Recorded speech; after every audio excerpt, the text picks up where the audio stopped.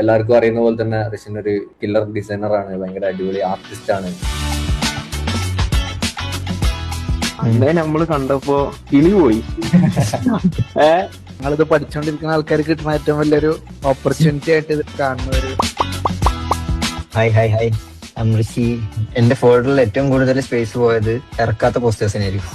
Different project വരുമ്പോൾ automatically ആ റെഡിലോട്ട് പോകാനുള്ള ഒരു ക്യൂരിയോസിറ്റി പുറത്തേക്ക്. ഞാൻ ആദ്യം ചെയ്യുന്ന പരിപാടി ഒരു പോസ്റ്റർ ചെയ്യുമ്പോൾ ബ്ലാക്ക് ലെയർ മാറ്റി റെഡ് കളർ ഇടും, പിന്നെ എന്റെ ബ്രെയിൻ വർക്ക് ചെയ്തിടും. ക്രിയേറ്റീവ് ആയിട്ട് ചെയ്യാൻ വേണ്ടി ബ്രോ ടൂൾസ് അല്ലാതെ വേറെ എന്തെങ്കിലും ടിപ്സ്? നമ്മൾ യൂസ് ചെയ്യാണ്ടിരുന്നു കഴിഞ്ഞാൽ നമ്മൾ സൈഡിലായിപ്പോ.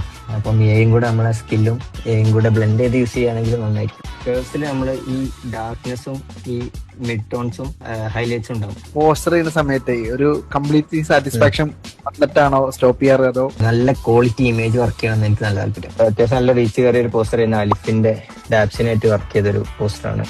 വിത്ത് എന്റെ കുറച്ച് ആർട്ട് സ്റ്റൈലും കൂടെയാണ് ഞാൻ ബ്ലെൻഡ് ചെയ്തിട്ടാണ് ഈ സംഭവങ്ങളൊക്കെ ചെയ്യുന്നത്. ക്രിയേറ്റീവ് ബ്ലോഗ് മാറ്റാനാണ് ഞാൻ പോസ്റ്റർ ചെയ്യുന്നത്.